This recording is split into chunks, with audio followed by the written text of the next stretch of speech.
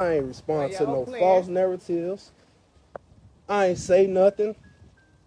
I let them post, make videos, and right now today, guess what I got? So both families, we took an L. But that shit y'all put out there, oh, she looked in his phone and she snapped and he went out the coward way. My sister was too raw. Why would she kill herself to make the envious people of her happy? She too raw for that.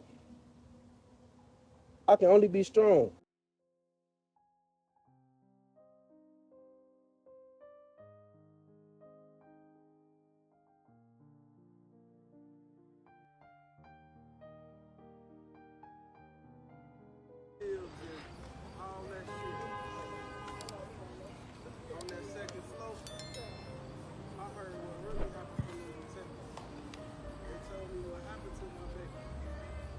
Everybody out here, I heard her say, I'm gonna go get my brother.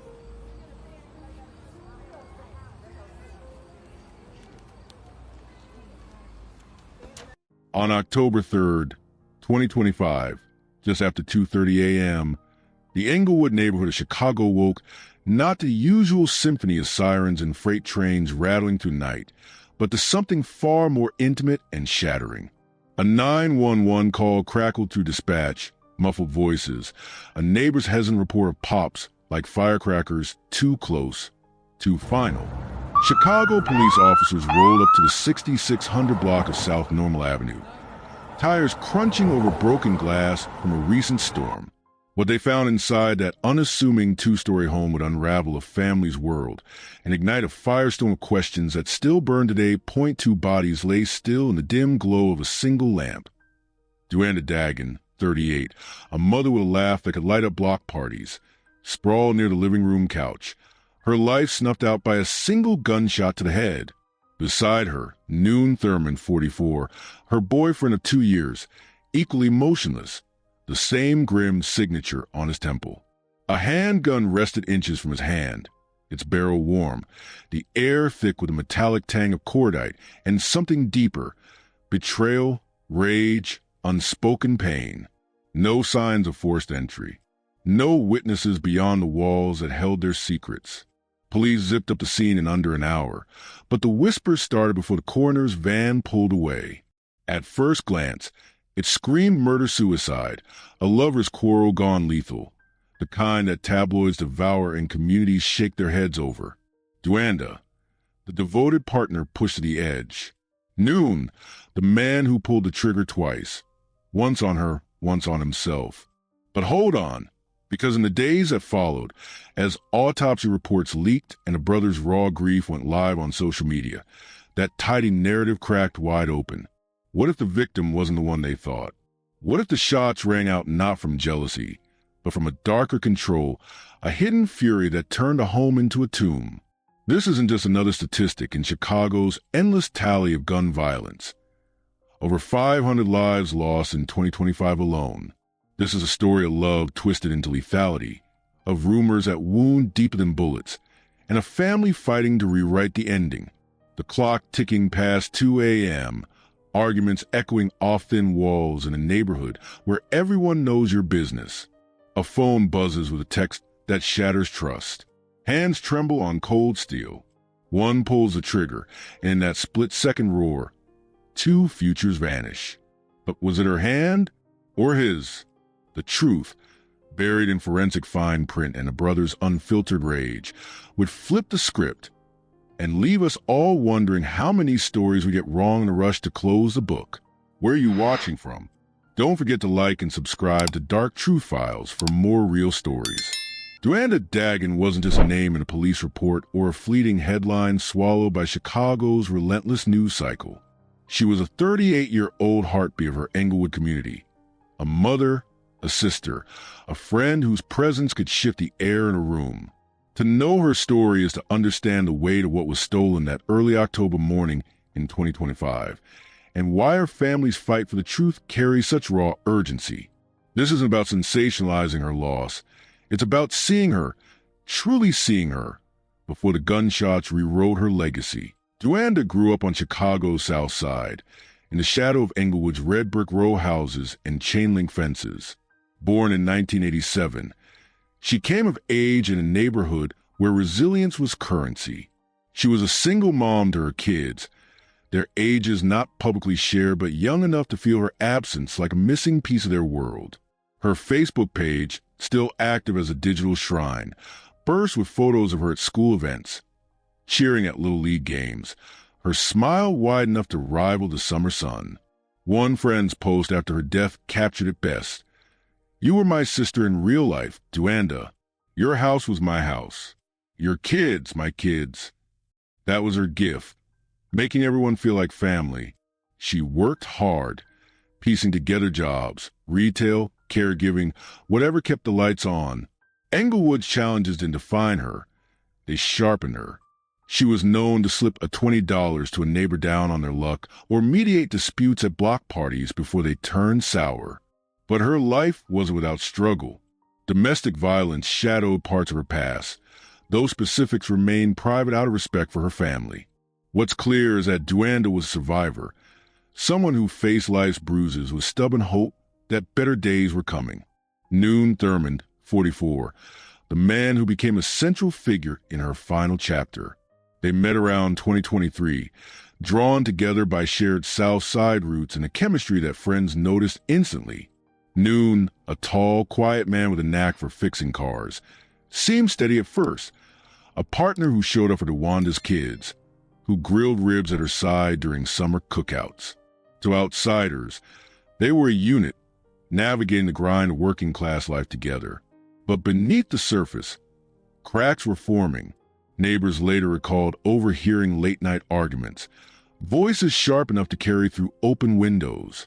Nothing physical was ever reported to police, at least not on record, but those closest to Dewanda sensed a growing unease. Her brother, Daniel, was her rock, protective and outspoken.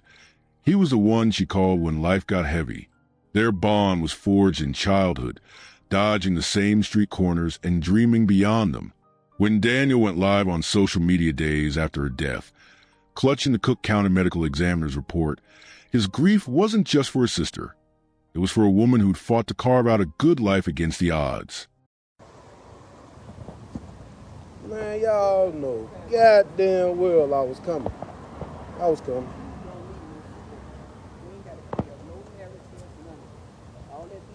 Hey, y'all look. Get with me.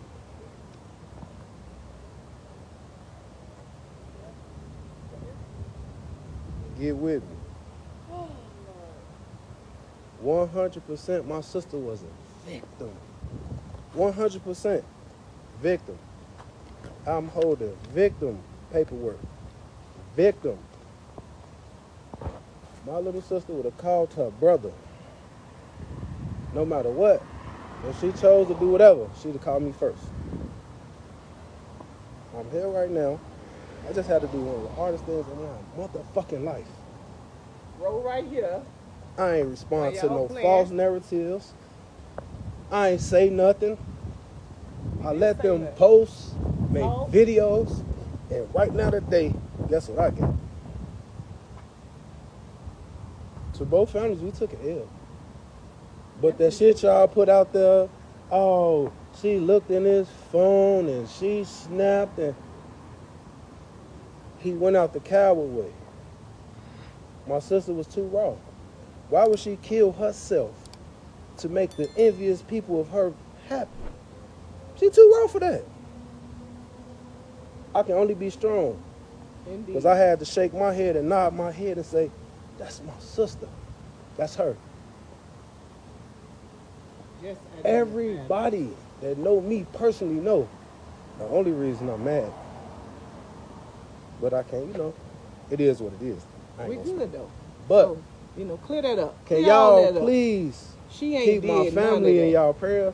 But more so my mama, my sisters, my nephew. We here right now. We got all I'm straight. Everything. I did what? She ain't did, shot, or did nothing. Victim. She was the victim. Bro. Look at this shit, bro.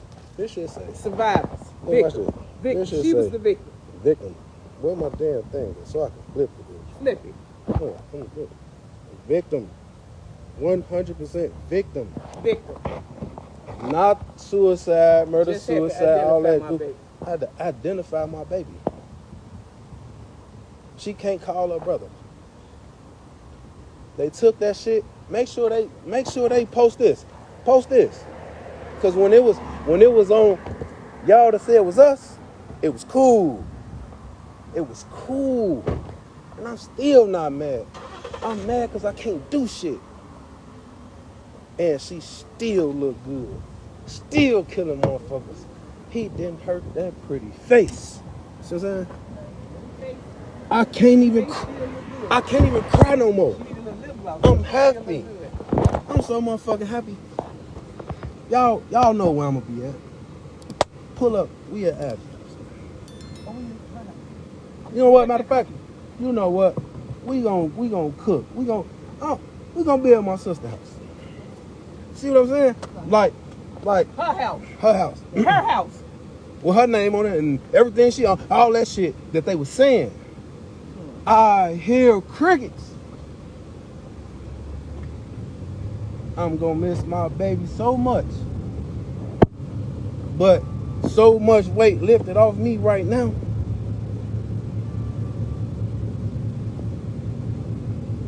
I'm still numb, I'm still in. But that right there just made me feel better.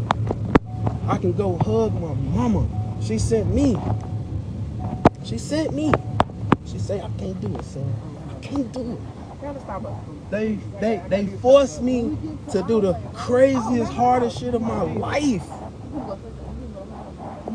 I lost a homie in front of me. His brother became her best friend. That boy broke me down. I ain't mad no more.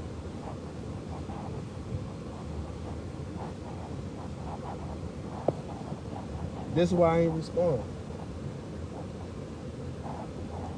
I couldn't.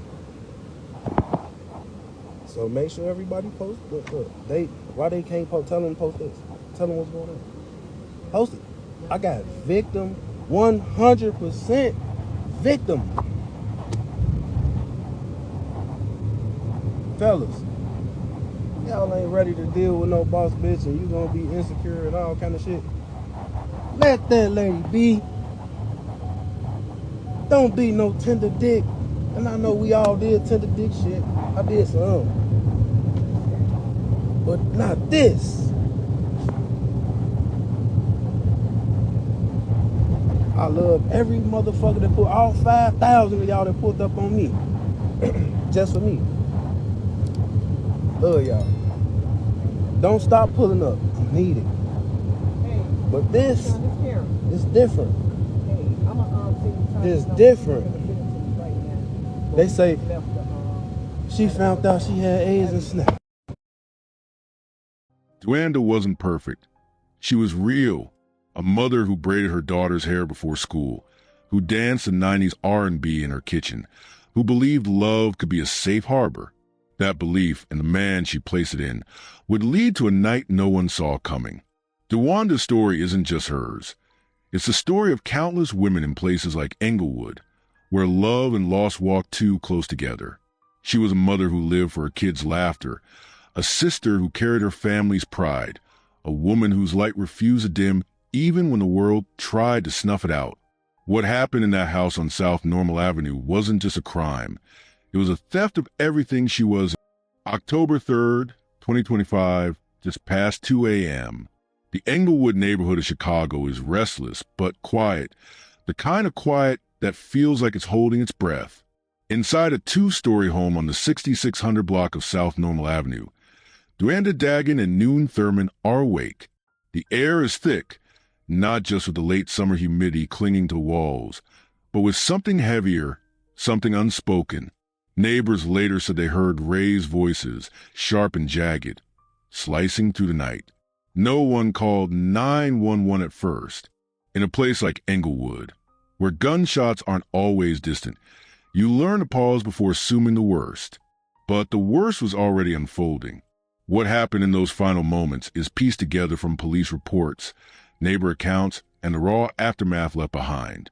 Dewanda, 38, and Noon, 44, had been together for about 2 years, their relationship a mix of public affection and private storms.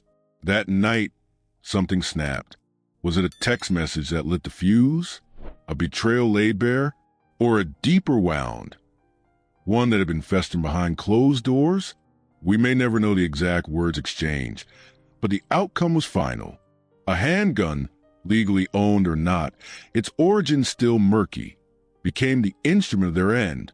2 shots rang out, sharp and deafening, the kind of sound that doesn't just echo but burrows into the bones of a house. Chicago police arrive around 2:30 a.m., responding to a neighbor's hesitant 911 call about pops that sounded too close to home. The front door was unlocked, the house still except for the hum of a TV left on, looping late-night infomercials. In the living room, they found Dewanda Dagen crumpled near the couch, her body angled as if she tried to turn away. A single bullet had torn through her head, the wound precise and unforgiving. Noon Thurmond was slumped nearby, the handgun inches from his limp fingers, his own temple marked by a matching wound. The air smelled of gunpowder and blood, the kind of scent that clings to memory. Both were pronounced dead at the scene, their lives extinguished in a matter of seconds. The scene told a story, but not the whole one. No signs of a break-in, no shattered windows, no forced locks. This wasn't robbery gone wrong, or a random act of violence. It was personal, intimate, the kind of tragedy that unfolds when trust turns to ash. Initial police assessments leaned toward a murder-suicide, with early whispers pointing to Dewanda as a shooter, driven by some explosive discovery. Maybe something on Noon's phone, a text or photo that broke her heart. Social media buzzed with rumors. Infidelity, secrets, a woman scorned. But those assumptions, so quick to spread, would soon collide with truth that turned the narrative upside down. What shocked the community wasn't just the loss of 2 lives, but the familiarity of it. Englewood knows gun violence. Over 100 homicides in Chicago's South Side in 2025 alone, but this wasn't a drive-by or gang feud. This was Dewanda, the mom who braided her kids' hair for picture day. Noon, the guy who'd fix your car for a handshake. Their deaths ripped through the neighborhood like a blade, leaving neighbors whispering, "How did it come to this?" Kids left without a mother, a brother left to pick up the pieces, a community left to mourn under the weight of yet another tragedy. The house on South Normal Avenue, once a place of laughter and cookouts, became a crime scene that would haunt everyone who knew them. October 3rd, 2025, left the 6600 block of South Normal Avenue sealed off by yellow tape and questions that hung heavier than the dawn fog. 2 bodies, Dewanda Dagen, 38, and Noon Thurmond, 44, lay dead in a modest Chicago home, each with a single gunshot wound to the head. A handgun rested near Noon's hand, its barrel still warm. The scene screamed murder-suicide, but the story wasn't that simple. Who pulled the trigger? Why? And how did a relationship that once looked like love end in a blood-soaked living room? As Chicago police pieced together the evidence, early theories collided with whispers, rumors, and a family's desperate push for the truth. In the immediate aftermath, police focused on the only 2 people in the room, Dewanda and Noon. No signs of an intruder, no forced entry, no unfamiliar fingerprints, pointed to an intimate act of violence. The handgun, a semi-automatic later confirmed by ballistics, was recovered inches from Noon's body, suggesting he fired the fatal shots. But the question of who shot first and why became the heart of the investigation. Early police briefings, based on the scene's layout, leaned toward Dewanda as the initiator. The theory went that she, perhaps fueled by a discovery on Noon's phone, shot him before turning the gun on herself. Social media erupted with speculation, a text exposing infidelity, a secret too heavy to bear. Posts on platforms like X swirl with unverified claims, some even alleging health-related betrayals, but none held up under scrutiny. The rumor mill churned, but the evidence painted a murkier picture. Neighbors reported hearing arguments in the hours before the shots, voices rising and falling through thin walls of the row house. One witness, a woman across the street, told police she heard Dewanda's voice, sharp, defensive, followed by Noon's lower, steadier tone. No screams, no clear threats, just a cadence of fight that felt too familiar in a neighborhood where domestic tensions often simmer. The absence of prior police reports for domestic violence at the address didn't rule it out. Englewood's tight-knit streets often keep their secrets close. Detectives noted the couple's 2-year relationship had been rocky, with friends later admitting to bad days marked by heated disputes. But nothing pointed definitively to a motive, yet. Forensic clues began to complicate the initial narrative. The handgun's position near Noon suggested he was the last to hold it, but the angle of Dewanda's wound hinted she wasn't facing him when the shot was fired. Ballistics showed both bullets came from the same weapon, but the sequence wasn't clear without deeper analysis. The couple's phones, seized as evidence, held no smoking gun, no explicit texts or calls that screamed motive. Detectives interviewed family and friends, uncovering a pattern. Noon, described as reserved but controlling, had clashed with Dewanda over trust issues. One friend recalled Dewanda confiding about Noon's jealousy, his habit of checking her phone.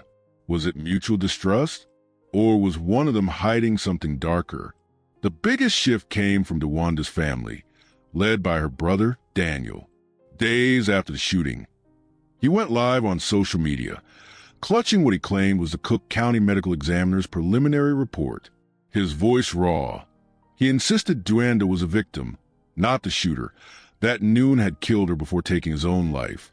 The report, he said, showed the angle of her wound and other forensic markers ruled out self-infliction. This wasn't just a brother's grief talking. It was a direct challenge to the police's early theory. Daniel's broadcast sparked a wave of community outrage, with neighbors and friends demanding a second look. Could Noon, the man who fixed cars and grill ribs, have harbored a lethal rage? Or was the truth still buried in the forensics, waiting to be uncovered? Motive remained elusive. Was a sudden explosion of domestic violence, rooted in control or betrayal, a crime of passion sparked by an argument gone too far, or something colder, calculated, hidden in Noon's quiet demeanor? The police, under pressure from the community, promised a thorough investigation, but the early misstep, pinning it on Dewanda, left trust fractured. In a city where gun violence claims lives daily, this case stood out not for its body count, but for its intimacy, its betrayal of mother's love, and the fight to reclaim her name. For days after the gunshots tore through the house on South Normal Avenue, the story of Dewanda Dagen and Noon Thurmond's deaths was unraveling faster than the police could contain it. On October 7, 2025, Dewanda's brother Daniel took to social media in a raw, unfiltered live stream that would flip the case upside down. His voice shaking with grief and fury, he held up a preliminary report from the Cook County Medical Examiner's office, claiming it proved what he'd known all along. Dewanda wasn't the shooter. She was a victim. Noon Thurmond, the man who'd shared her home and her life, had pulled the trigger, not just on himself, but on her first. This wasn't the tidy murder-suicide the police had floated. It was a murder, cold and deliberate, cloaked in the chaos of a stage scene. The twist sent shockwaves through Englewood and beyond. Initial police reports, based on the handgun's proximity to Noon's body, had leaned toward Dewanda as the aggressor, fueled by rumors of the lovers' quarrel gone lethal. Social media had run wild with speculation, texts found on a phone, infidelity, even unfounded claims of deeper betrayals. But Daniel's broadcast, watched by hundreds in real time, forced a reckoning. The medical examiner's findings, though not fully public, reportedly detailed critical evidence. The bullet's path through Dewanda's head suggested she was shot from a distance, not point blank, and an angle impossible for her to have fired herself. Noon's wound, by contrast, showed the telltale signs of self-inflicted shot. Powder burns, a downward trajectory. The gun, still warm when police arrived, had been in his hand last. This revelation wasn't just a forensic bombshell. It was a gut punch to a community already reeling. Chicago police, under pressure from Daniel's public outcry and growing protests from neighbors, reopened their investigation. Detectives revisited the crime scene, combing for missed clues. The couple's phones, initially yielding no clear motive, were sent for deeper digital forensics. Could deleted messages or call logs hold answers? Neighbors were re-interviewed, their memories jogged by the new theory. One woman who'd heard the argument before the shots clarified her statement. Dewanda's voice had sounded defensive, almost pleading, while Noon's was steady, commanding. Small details, once overlooked, began to paint a picture of control, not chaos. The twist raised chilling questions about motive. If Noon killed Dewanda before himself, what drove him to it? Friends and family offered fragments of insight. Dewanda had confided in a cousin about Noon's increasing possessiveness, checking her phone, questioning her whereabouts. Was this a pattern of control escalating to its deadly peak?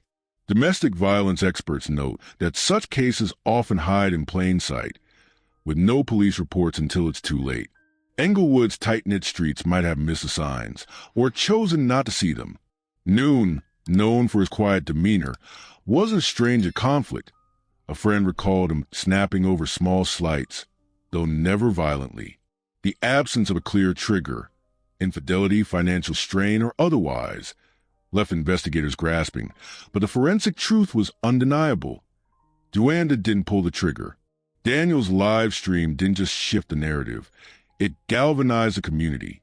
Posts on social media exploded with hashtags like Justice for Dewanda and Stop Gun Violence, demanding accountability. The police, stung by accusations of a rushed judgment, assigned a specialized domestic violence unit to the case. By October 10, 2025, the investigation was reclassified as a homicide-suicide, with Noon as the perpetrator. But for Dewanda's family, the fight wasn't over. Daniel vowed to keep pushing, ensuring her name wasn't tainted by rumors. The community rallied, leaving flowers and notes at the house. You were loved, Dee. The twist wasn't just a breakthrough. It was a reclamation of her story. 1 week after the gunshots that stole Dewanda Dagen and Noon Thurmond from Chicago's Englewood neighborhood, the house on the 6600 block of South Normal Avenue stands as a silent witness to a tragedy that's still unfolding. On October 3rd, 2025, 2 lives ended in a burst of violence that left a mother gone, a family shattered, and a community demanding answers. The Cook County Medical Examiner's report, thrust into the spotlight by Dewanda's brother Daniel, rewrote the story. Dewanda, 38, was not the shooter, but the victim of Noon Thurmond, 44, who took her life before his own. As of October 10, 2025, the investigation is closed, officially classified as a homicide-suicide. But for those who love Dewanda, closure feels like an empty promise when the truth came too late to save her name from rumors. The Chicago Police Department, under pressure from Daniel's viral social media live stream and community outcry, confirmed the medical examiner's findings on October 8th. The forensic evidence was clear. The angle of Dewanda's fatal head wound ruled out self-infliction, while Noon showed the hallmarks of a self-inflicted shot. No charges will be filed. There's no one left to prosecute. But the reclassification as a homicide with Dewanda as the victim was a hard-won victory for her family. Daniel, still reeling, spoke at a small community gathering outside the house, his voice steady despite the pain. My sister didn't do this. She was love. She was strength. And we won't let lies bury her. His words, shared across social media with hashtags like Justice for Dewanda, sparked a wave of tributes, from candlelit vigils to calls for stronger domestic violence protections in Englewood. The community's response has been raw and resolute. Englewood, no stranger to loss, has rallied around Dewanda's children, now in the care of family. Neighbors have organized fundraisers to support them, with flyers circulating for grief counseling and school supplies. Local groups like Chicago Cred, focus on violence prevention, have pointed to this case as a grim reminder of how domestic violence often hides behind closed doors. No prior police reports flagged Noon as a threat, but friends later shared stories of his controlling nature. Small signs, like monitoring Dewanda's phone, that escalated to a deadly breaking point. In a city where gun violence claims lives daily, Dewanda's death underscores a quieter epidemic: intimate partner violence, which account for a quarter of Chicago's homicides in 2025. The case is closed, but its ripples continue.